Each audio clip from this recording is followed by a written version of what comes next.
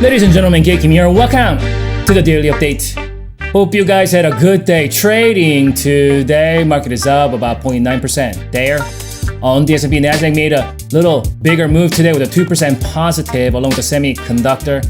Dow and the Russell 2000 up a little bit. However, we got transport and the banks printing red numbers. Energy pretty much flat today. Biotech made a move 1.3% positive. Healthcare is down though. We got the home builders up.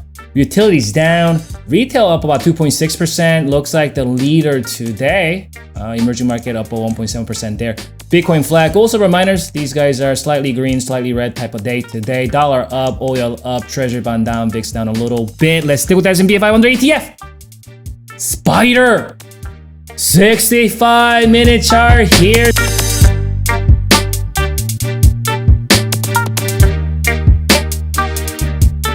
So this is where we closed on Friday, and it looks like this is where we opened up today.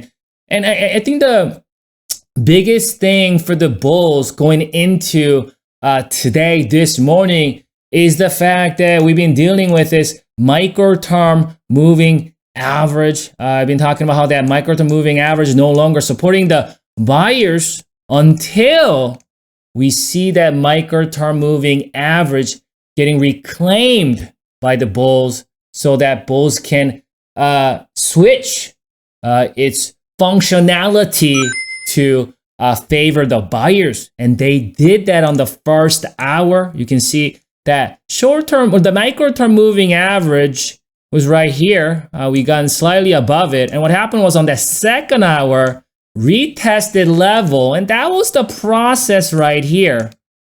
That was a kind of a initiation process to kind of see if that micro-term moving average is willing to support the buyers yet again. And then we've been kind of hanging around for 3 hours or so, throwing that bull pennant or bull flagging type of pattern. And then definitely on that 5th hour and the 6th hour, we did see that continuation to the upside. And with that, we do see my micro-term moving average start to rise back up. So micro-term moving average is now supporting the bulls as of today. And looks like we are seeing that follow through. On my last update, we talked about that level 449, that important level, right? So this is a level that bulls wanted to hold.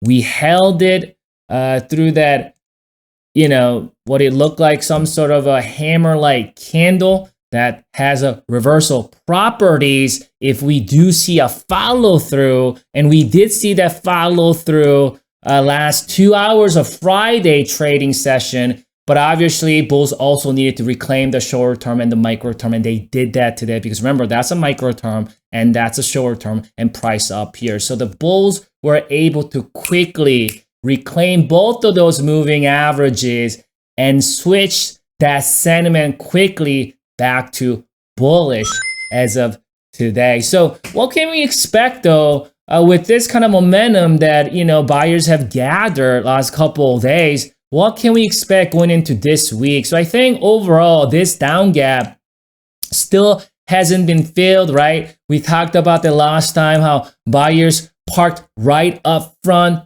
door of the Bears headquarters. All these boss bears been hanging around in that vicinity. And so you can see it was an easy fill. So we did see about 2 days of downturn. And then bulls kind of gathered that momentum yet again on that pivot. And then we're going back at it again. Quite, you know, rapid pace, I might add. Because I thought we might stay here a little bit, zigzag, consolidation or some sort. But we're pretty much seeing that V-shaped reversal. So I think if that momentum can continue, I think bulls can able to continue to make this on the way up as long as we can manage to stay above my micro term and the short term moving average.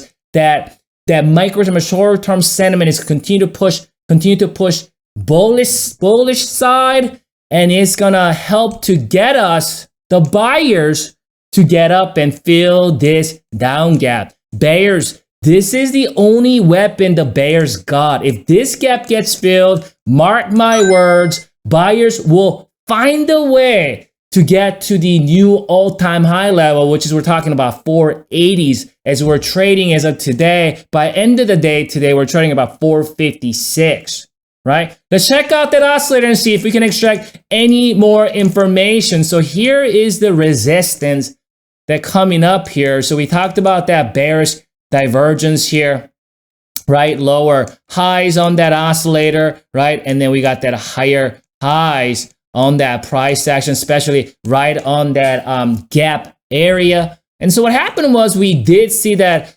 short-term tankage. And with that, the oscillator also tanked with it. But keep in mind though, that oscillator never hit that extreme oversold level. What we did see was they left a little bit of room here. And you guys know that when this happens, if you've been following my videos in the last couple of years or so, when you don't put that oscillator all the way to the bottom of its band, it is showing weakness. And last time we saw something similar right about here. You can see that oscillator never reached the bottom of its band, and that was right here. And you know what happened? But the buyers sensed the weakness and they attacked fast. Well, right now, I kind of feel like that's what buyers are sensing at this point. This is the reason why the last 2 days we see that kind of a straight up rallies right there. However, we got that oscillator resistance coming up, right? So there's that lower highs here, and we're right at that vicinity. So this is a level actually do want to see bulls want to see breaking above this resistance and pushing that oscillator all the way to the top of its band. And I think the bulls can manage to do that. They will go up and fill this gap at 465 or so. Again, once this gap gets filled, all big bears will lose control, and buyers will have a pretty good way.